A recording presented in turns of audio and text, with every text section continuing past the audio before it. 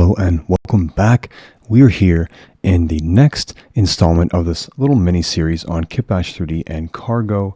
And what we have done in the last video is applied custom collisions to our assets. I am under the visibility show and I have collisions turned on. The hotkey is Alt-C if you want to check that very quickly and see if something has collisions or not. Alt-C. Now, I'm noticing one thing in particular. This building color is considerably different than this building color. What we are going to do in this video is attempt to match the albedo of our Kitbash, the diffuse color, to the assets that I already have inside of our Piggy Pop world. To do this, I'm going to select the asset and hit Control B. Will bring me to the Cargo Actors folder. I'm going to double click on that actor, select the static mesh. Now I'm going to select Browse to on the static mesh and double click on that. And on the right hand side under Details, you'll see we have our material slots, and there's 7 materials. You can isolate which material you want to view. I don't think we're going to be changing the beam material, so I'm going to leave that one alone. I'm going to isolate element 1. That's part of the rocks. That one might not need much of an adjustment. Here is some of the trim. I'm more concerned with the main piece for demo. There's a main piece there. Mud M, that's really the main one. That's the one I want to adjust, element 4. Let's start with element 4 and we'll go from there. I'm going to find it, and it is a material instance, which is great news. So we'll double click, and what that means is we have a base color, and in here you can see we have a base color multiplier, and I am going to make that the lighting is not really working how I'd like in here. And the beauty of a material instance is we can adjust the instance. I don't really care about this preview window, but we have our detail panel here, and we have these 2 assets. I might even just drag a copy off and put it side by side to this asset here.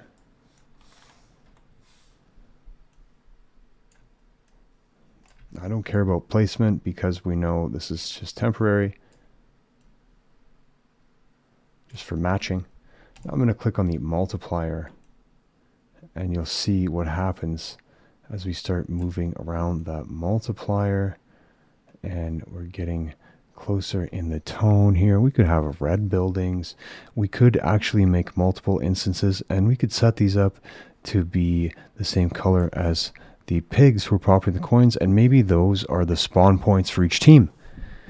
But we want to get it matching a little bit closer to what it was. I'm going to hit cancel. That's what we have here. Now I'm going to go down on the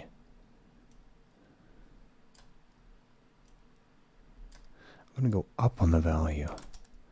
Okay, now I bet you didn't know that. Maybe you did, maybe you didn't. Inside of the value setting, we can actually go over 1. Okay, 1 is default. 2, I'm getting a little bit brighter. 3, that's probably too bright. Then as soon as you touch this slider here, you'll reset that value. You can even go with something crazy like 250, 500. It doesn't really make much of a difference. 300, 100. It stops somewhere around 5.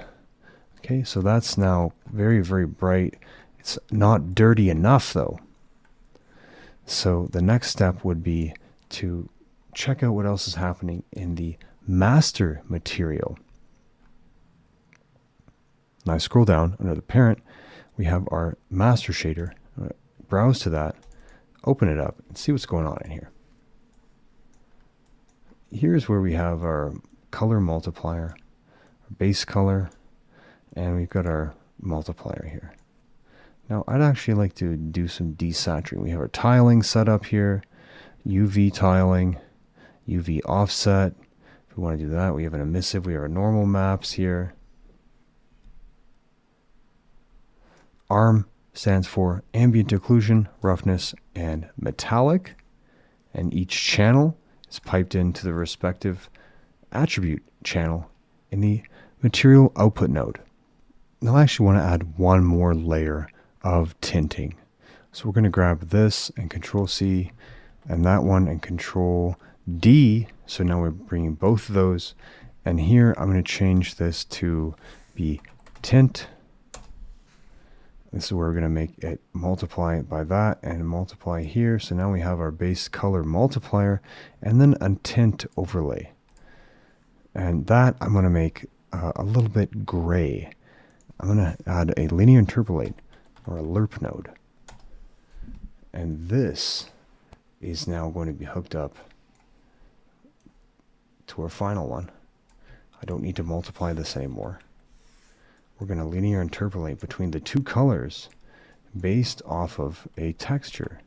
And that texture is going to actually be not a new one, but our roughness map.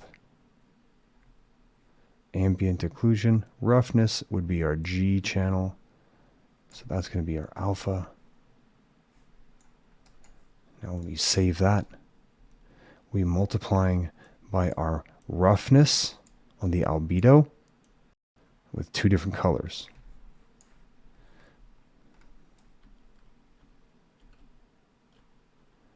Now it is subtle, but I will show you by going to an extreme here. You can see where we are linear interpolating between the two colors. Just where the roughness is. So this is not a perfect match. I can color pick that here and we're getting closer. I can color pick. Okay, so we're getting closer. We're not quite there yet.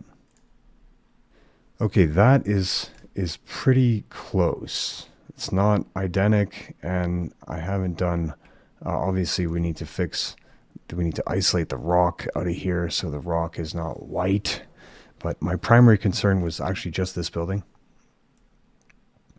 And in order to not have these changes propagate, we would duplicate the master parent and then pipe that new master parent into the material instance. This is the material instance on that building. This master shader is controlling all of the other buildings as well. So the next step in here, I'm not going to show you. I'm going to have you do that with your assets, is I would then go and find our mesh.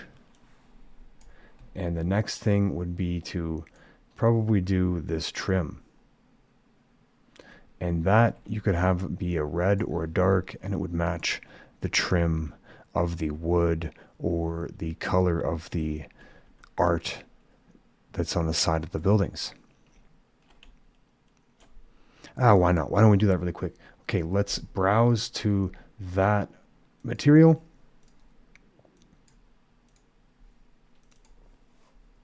And in this one, we're going to take the multiplier and make it use the picker, grab that brown, and use our secondary tint.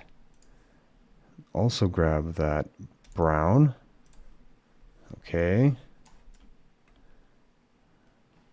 It's a bit too strong, but this is just to give you an idea about where we can start and how we can begin to match those colors and start dialing in that same look or very similar look.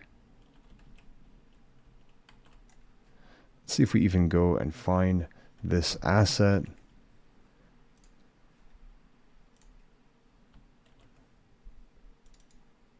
Now, part of the issue is you can't actually look at or edit any of the assets that are brought in through Fortnite. So we can't edit their materials directly by double clicking the mesh. You'll see it won't let you. And then we can do the same thing we did with our building in here and finding the materials, but we actually can't do that. Details panel, let's click on one of them here. In the details, you'll see texture data is, we don't have any information.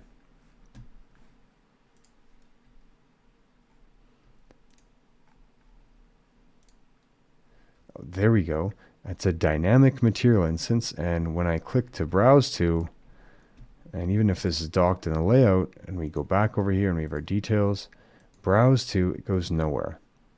It won't actually let us in to see what it is.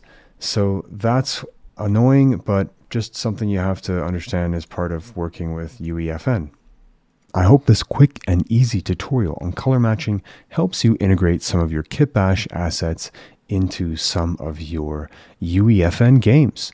Let me know in the comments any games that you make with the assets. Bye now.